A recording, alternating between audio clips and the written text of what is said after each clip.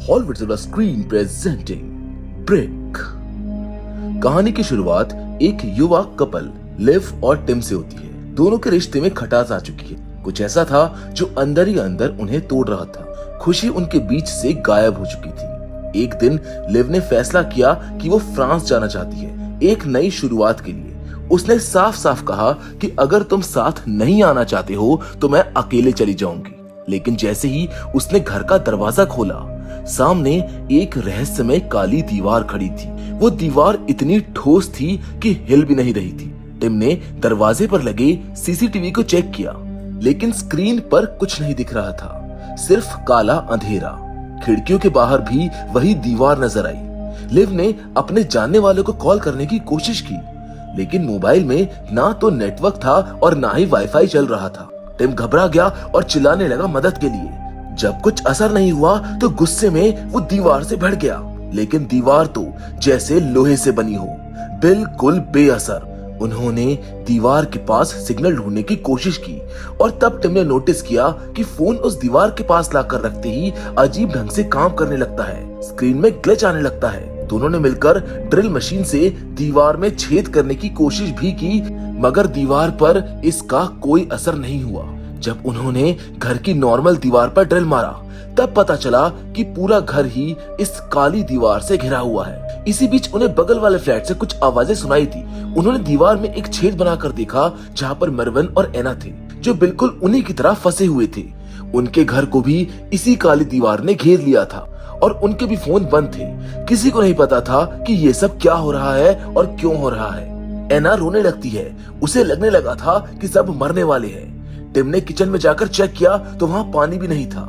Live को डरता देख टिम ने कहा, कोई तो रास्ता होगा बाहर निकलने का, जैसे किसी वीडियो गेम में होता है। लेकिन लिव ने उसकी बात काट दी कि ये गेम नहीं है। मैं कल ही कह रही थी कि हमको यहाँ से निकल जाना चाहिए।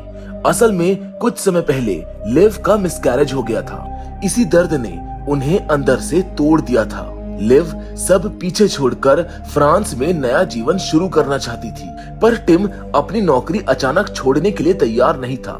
गुस्से में टिम ने फोन उठाया और दीवार पर दे मारा। तभी उसने देखा कि फोन का एक हिस्सा दीवार से चिपक गया है। उसने उसे खींचकर निकालने की कोशिश की, लेकिन वो हिस्सा फिर से उसी जगह जुड़ गया कि देखकर वो हैरान रह गया।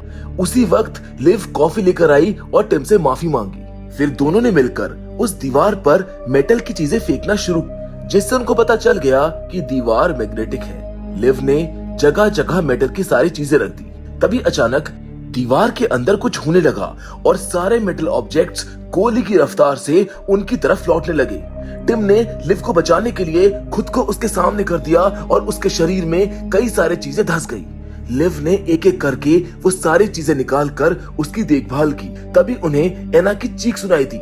जब वो उसके फ्लैट में गए तो पूरा कमरा अस्त व्यस्त था। एना बेहोश पड़ी थी और मरवन कहीं नजर नहीं आ रहा था।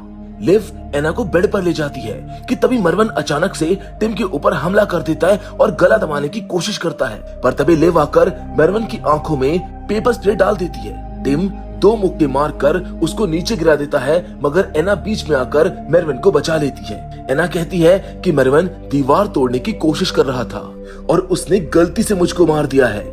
लिव और टिम को उसकी बातों पर शक होता है, इसीलिए वो मरवन को बांध देते हैं। अब टिम एक नो एंट्री लिखे दरवाजे की तरफ बढ़ता है। दरवाजा खोलते ही अंदर उसे रंग बिरंगी लाइट्स और एक कुल्हाड़ी मिलती है, लेकिन दीवार अब भी नहीं टूटती। थोड़ी देर के बाद मरवन को होश आता है। उसको याद नहीं रहता कि उसने क्या किया था। बाद में पता चलता है कि उसने ड्रग्स का ओवरडोज कर लिया था। शायद इसी वजह से वो हिंसक हो गया। फिर लिव को एक आइडिया आता है। वो बताती है कि ये बिल्डिंग बहुत पुरानी है और हो सकता है कि इसके नीचे कोई वाटर शेल्टर हो जो स्टेशन से जुड़ता हो। अगर बाहर निकलना है तो शायद ये रास्ता हो सकता है। ये सुनकर टिम तुरंत फर्श तोड़ना स्टार्ट करता है और राहत की बात तो ये थी कि नीचे वो ब्लैक वॉल नहीं थी। काफी खुदाई के बाद एक बड़ा सा गड्ढा बन जाता है। टिम नीचे रस्सी से उतरता है, मगर तभी वहाँ पर एक बूढ़ा आदमी जिसका नाम मिस्टर ऑसवर्ड है, बंदूक ताने खड़ा मिलता है। टिम उसको समझाने की कोशिश करता है कि वो खतरा नहीं है, लेकिन ऑसवर्ड उसकी एक नहीं सुनता। तभी उसकी पोती आती है और बोलती है, हम ऐसे ही ज्यादा दिन नहीं बचेंगे, हमें मिलकर काम करना होगा दादाजी। फिर सब नीचे उतर आते हैं और मार्विन भी फ्लोर तोड़ने में जुट जाता है। लिया नाम की लड़की परेशान थी क्योंकि उसका फोन किसी को मैसेज नहीं भेज रहा था। उसने लिव को बताया कि सुबह 4 बजे जब वो बाथरूम गई थी तब उसने इस ब्लैक वॉल को पहली बार देखा था।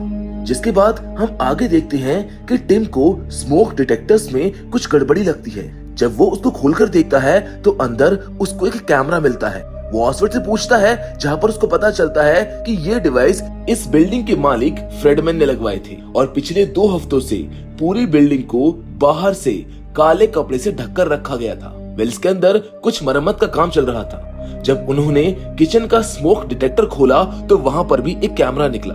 अब तक सब समझ चुके थे कि शायद ये पूरा खेल फ्रेडमैन का हो सकता है। तभी लिया ने बताया कि फ्रेडमैन का फ्लैट बिल्कुल उसके बेडरूम के दीवार से लगा हुआ है, इसीलिए सब मिलकर उस दीवार में एक बड़ा सा छेद करते हैं और फ्रेडमैन के घर में दाखिल हो जाते हैं। अब वो जैसे ही अंदर कदम रखते हैं वो देखते हैं कि वहाँ पर ढेरों कीमती सामान फैला हुआ था।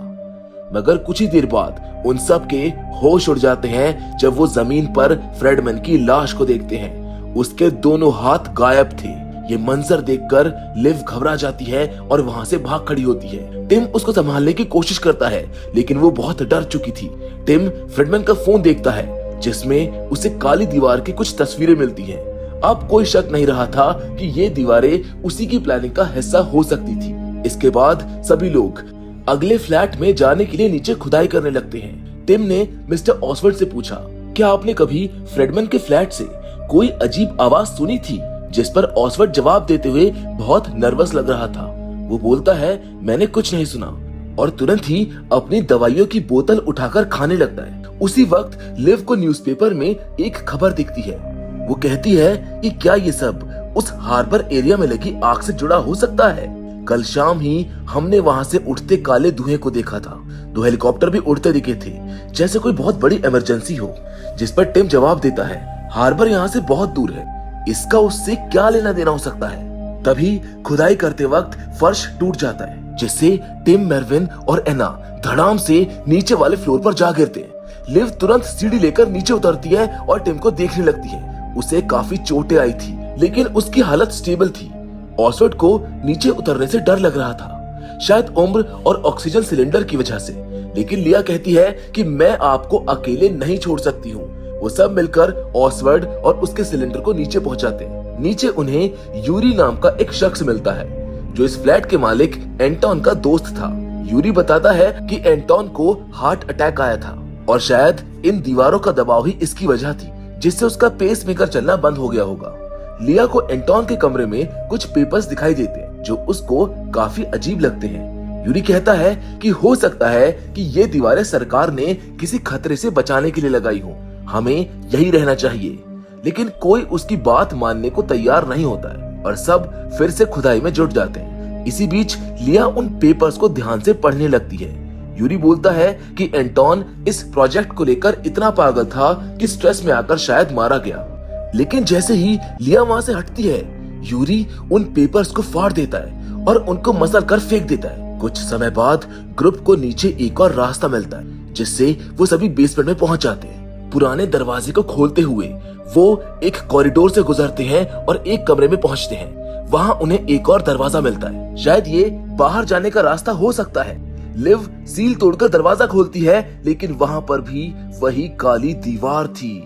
ये देखकर मार्विन का पारा चढ़ जाता है। वो दीवार पर जोर जोर से घूंसे मारने लगता है। ऑसवर्ड गन निकालकर उसे शांत रहने के लिए कहता है, लेकिन मार्विन ने बंदूक छीन ली और दीवार पर गोलियां चलानी शुरू कर दी। पर दीवार का स्ट्रॉन्ग मैग्नेटिक फील्ड उन गोलियों को हवा में ही रोक देता है, जैसे किसी अदृश्य ताकत ने उनको थाम लिया हो। टिम को पहले इसका अंदाजा था, इसीलिए वो सबको झुकने को कहता है, लेकिन ऑसवर्ड झुक नहीं पाता और तभी गोलियां घूमकर वापस ऑसवर्ड को लग जाती है, जिससे उसकी जान चली जाती है। ये देखकर लिया बुरी तरह टूट जाती है और फूट फूट कर रोने लगती है। फिर सब वापस अपने फ्लैट में लौटते हैं। एना कहती है, हमें यहाँ पर जानबूझकर फंसाया गया है। जब मैं 15 साल की थी तो एक्सीडेंट के बाद मैं कुछ मिनटों के लिए मर गई थी। क्या आप लोगों में से किसी के साथ ऐसा कुछ हुआ है? लिया बोलती है कि मेरी माँ की मौत कैंसर से हुई थी। यूरी कहता है कि मैं पुलिस में था और एक बार गलती से किसी को गोली मार दी थी। मरविन ऑसवर्ड की मौत के लिए खुद को दोषी मानते हुए बार बार माफी मांग रहा था। ये सब अपनी ऐसी पर्सनल बात शेयर कर रहे थे जो शायद इन्होंने कभी किसी को नहीं बताई थी। लेकिन टिम अपनी पर्सनल लाइफ के बारे में कुछ भी कहना नहीं चाहता था। लेकिन लिव ने सबको बता दिया कि कुछ समय पहले उनका मिसकैरेज हो गया था। टिम ये सुनकर गुस्से से दूसरे कमरे में चला जाता है। लिव उसके पीछे जाती है और दोनों के अंदर बहस शुरू हो जाती है। लिव चिल्लाकर बोलती है, हम सब जल्दी ही मरने वाले हैं। इस बात से कोई फर्क नहीं पड़ता कि कोई हमारे बारे में क्या सोचता है। टिम भी गुस्से में जवाब देने लगता है। बाहर सब उनकी लड़ाई सुन रहे थे। लिव कहती है कि जब से वो हादसा हुआ है तुमने मुझसे बात तक नहीं की है, हर वक्त अपने कंप्यूटर में लगे रहते हो। मैं अकेले इस दर्द को झेल रही हूँ। जिसके बाद लिव कमरे से बाहर चली जाती है। कुछ देर बाद टिम फिर से सबको लेकर फ्रेडमैन के फ्लैट में जाता है कुछ सुराग ढूंढने के लिए, जबकि लिया उसी एंटोन के फ्लैट में रुक जाती है उन पहले वाले पेपर्स को चेक करने के लिए, जिसको देखकर यूरी कहता है कि उसने सब कुछ पढ़ लिया है। लेकिन लिया उसकी बातों को नजरअंदाज करते हुए पेपर्स चेक करना शुरू कर देती है। उसे पेपर में 4 खास पॉइंट्स नजर आते हैं। लिव ने भी यही चीज नोटिस की थी। उन्हें एंटोन का एक बिजनेस कार्ड भी मिलता है जिससे पता चलता है कि वो नैनो डिफेंस नाम की एक टेक कंपनी से जुड़ा हुआ था। शायद ये दीवार भी नैनो बॉट से बनी हुई थी। यूरी बताता है कि एंटोन का एक दोस्त प्रोग्रामर था, लेकिन उसे बाकी कुछ नहीं पता था। ड्रॉर में लिया और लिव को एक टूटा हुआ फोन और लैपटॉप मिलता है। यूरी कहता है कि एंटोन ने गुस्से में इनको तोड़ दिया था। टिम ने तब गौर किया कि फ्रेडमैन का कैमरा बाकी फ्लैट से छोटा था। जब उसने दीवार पर नॉक किया तो वो खोखली लगी। तभी मरविन को एक रिमोट कंट्रोल मिला जो दीवार के सेंसर से जुड़ा हुआ था। अब उन्हें बस पासवर्ड की जरूरत थी। टिम ने स्मार्टली उस रिमोट पर धूल फेंकी, जिससे दबे हुए बटन की पहचान हो गई और पासवर्ड डिकोड करना आसान हो गया। दूसरी ओर लिया और लिव एंटोन के जले हुए कागजों में से एक पेज पर वर्ड को ढूंढ लेते हैं। तभी यूरी जोर जोर से हंसने लगता है। वो कहता है कि अगर ये दीवार खुली तो घातक रेडिएशन अंदर घुस आएगा। तभी एना आकर बोलती है, हमें कुछ मिला है, जल्दी चलो। अब सब उस कमरे की ओर बढ़ जाते हैं। पासवर्ड डालने के बाद दरवाजा खुल जाता है। कमरे के अंदर कंप्यूटर लगे थे जिनमें सारे सीसीटीवी फुटेज चल रहे थे। जहाँ टिम फुटेज में देखता है कि कैसे एक काला बादल दीवार बनानी शुरू करता है। फिर उन्हें एंटोन की बॉडी दिखती है, लेकिन वो अलग जगह थी। जब लिव ने यूरी से इस बारे में पूछा तो वो गायब हो गया। मरविन उसके पीछे दौड़ पड़ा। उधर लिया को एंटोन की लाश पर नीले निशान दिखे, जैसे उसका गला दबाया गया हो। तभी यूरी वापस आ गया। टिम को कंप्यूटर में एक वीडियो मिला जिसमें एंटोन दीवार खोलने की कोशिश कर रहा था। तभी उसकी हत्या हो गई। उस फुटेज से साफ पता चला कि यूरी ने ही एंटोन का गला दबाकर उसको मारा था। मरविन ने यूरी को पेपर्स जलाते हुए देखा और लिया की लाश भी वहां पर पड़ी हुई थी, यानी कि यूरी ने लिया को भी मार दिया था। यूरी कहता है कि ये दीवार हमारी सुरक्षा के लिए है। तभी टिम बंदूक लेकर पहुंचता है और यूरी को मार्विन का गला दबाते हुए देख लेता है। वो यूरी को रोकने लगता है, लेकिन यूरी बंदूक छीनने की कोशिश करता है। इसी हाथापाई में मार्विन के सिर में चोट लग जाती है। यूरी टिम को गिरा देता है और उसको मारने वाला होता है कि मार्विन हमला करके यूरी को बेहोश कर देता है। वो उसको गोली मारने वाला होता है। तभी लिव बीच में आकर कहती है, रुको, सिर्फ यही शख्स जानता है कि बाहर निकलने का रास्ता क्या है। यूरी यहाँ पर एक बार फिर से हमला करने की कोशिश करता है, लेकिन इस बार टिम उसको दोबारा बेहोश कर देता है। जब वो यूरी का बैग चेक करते हैं तो उसमें उन्हें अजीब सी थ्योरीज की किताबें मिलती हैं। लिव सबको बताती है कि शायद लिया को इसलिए मारा गया क्योंकि वो जान चुकी थी कि बाहर निकलने का असली रास्ता क्या है। बिल्कुल एंटोन की तरह सोचते हुए एना फिर से सिक्योरिटी कैमरे को चेक करने लगती है। वहीं टिम और लिव जले हुए कागजों को निकालकर उनमें से कोई सुराग ढूंढने लगते हैं। वो देखते हैं कि दीवार में लगी सभी ईंटें अजीब शेप की हैं, लेकिन उन शेप्स का कोई मतलब नहीं निकल पा रहा था। तभी एक और पेपर मिलता है जिसमें एक खास पैटर्न को समझाया गया था। टिम को यकीन होता है कि शायद एंटोन ने इसे पहले ही डिकोड कर लिया होगा। तभी लिव ने उसे एक कार्ड दिखाया जिस पर हार्बर का पता लिखा था, वही जगह जहां पर आग लगी थी। अब सबने मिलकर यूरी को नींद से जगाना शुरू किया, लेकिन जब वो बताने से मना करने लगा तो मरवन ने उसको जोरदार घूंसा मार दिया। टिम ने भी चेतावनी के तौर पर गोली चलाई जो यूरी के कंधे को छूते हुए निकल गई। जिसके बाद वो बताता है कि ये काली दीवारें असल में एक डिफेंस सिस्टम का हिस्सा है जो हार्बर में लगी आग की वजह से एक्टिवेट हो गया है। मार्वन को यूरी की ये बात बिल्कुल फालतू लगती है और वो उसको पीटना शुरू कर देता है। तभी टिम मार्वन को रोकता है और उसी समय एना को कंप्यूटर में कुछ खास मिलता है। उसे पता चलता है कि एंटोन ने अपने फोन में एक ऐप बनाई थी जो इन ब्रिक्स को स्कैन करके एक QR कोड बनाती थी। उस कोड को 4 खास पॉइंट्स पर दबाने से दीवार खुल सकती थी। लिव टूटे हुए फोन को लेकर आती है जो उसको पहले ही मिल चुका था। टिम ने उसके फोन का डेटा निकालकर एक नए फोन में वो ऐप दोबारा तैयार कर ली। अब सब मिलकर वापस फ्लैट पहुंचे और उस ऐप से दरवाजे को स्कैन करना शुरू किया। स्क्रीन पर 4 पॉइंट्स दिखे और टिम ने एक एक करके उनको दबाया। तभी दीवार की ईंटें धीरे धीरे पिघलकर लिक्विड जैसी बन गई। एना ने उसको छूने की कोशिश की और उसकी उंगली उस लिक्विड में चिपक गई। जैसे उसने अंदर हाथ डाला वो चौंक गई क्योंकि अंदर कुछ हिल रहा था और उसका टेम्परेचर भी बहुत ज्यादा था। यूरी बार बार चिल्ला रहा था कि ये खतरनाक है, लेकिन मार्वन उसे फिर से थप्पड़ मार देता है और एना से कहता है कि हाथ जल्दी से बाहर निकालो। लेकिन अब बहुत देर हो चुकी थी। एना का हाथ दीवार में फंस चुका था और फिर नैनोबॉट्स ने उसके पैरों को भी पकड़ लिया। सबने मिलकर उसको खींचने की कोशिश की, लेकिन दीवार वापस सॉलिड हो गई और एना आधी दीवार में समा गई। मार्वन ये देखकर टूट जाता है। वो रोते हुए एना के पास जाता है, लेकिन अब बहुत देर हो चुकी थी। एना की मौत हो चुकी थी। उसका आधा शरीर कट चुका था। तभी सबको समझ आता है कि शायद फ्रेडमैन के साथ भी यही हुआ होगा। ये देखकर यूरी जोर जोर से हंसने लगता है। वो हंसते हुए बोलता है कि तुम सब कभी यहाँ से बाहर नहीं निकल पाओगे। गुस्से में आकर मार्वन उसको गोली मार देता है, जिसके बाद वो खुद को भी गोली मार लेता है।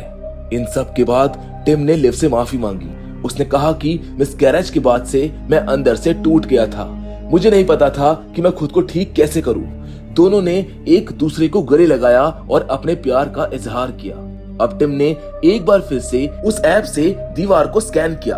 उसे लगा शायद बटन गलत ऑर्डर में दबा दिए थे। लिव ने गौर किया कि हर पॉइंट्स पर लाइट अलग अलग बार फ्लैश हो रही थी। फिर दोनों ने पुराने फुटेज को देखा ताकि पता चल सके कि एंटोन ने कौन से ऑर्डर में बटन प्रेस किए थे।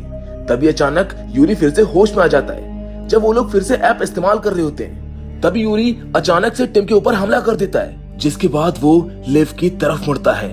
लिव पीछे हटती है और गलती से बेसमेंट में जा गिरती है। टिम यूरी को लात मार देता है और वो भी नीचे जा गिरता है। फिर टिम भी उसी फ्लोर पर कूद जाता है। तीनों बेसमेंट के कॉरिडोर में पहुंच चुके थे। टिम और लिव एक कमरे में छुप जाते हैं और दरवाजा बंद कर लेते हैं। टिम दरवाजे को पकड़ता है ताकि यूरी अंदर ना आ सके। लिव फिर से दीवार को स्कैन करती है, लेकिन तभी यूरी अंदर घुस आता है और टिम का गला दबाने लगता है। आखिरकार ऐप काम करती है। दीवार खुलने लगती है, लेकिन टिम और यूरी अब भी लड़ रहे थे। टिम लिव से कहता है कि तुम निकल जाओ क्योंकि दीवार फिर से बंद हो रही थी, लेकिन लिव अकेले जाने से मना कर देती है। अब जैसे यूरी टिम को चाकू से मारने वाला होता है, लिव यूरी के सर पर हमला कर देती है और आखिरकार टिम और लिव उस आखिरी दीवार को पार करके वहां से निकल जाते हैं। वो दोनों राहत की सांस लेते हैं कि फाइनली अब उन्हें फिर से सूरज की रोशनी देखने के लिए मिलेगी।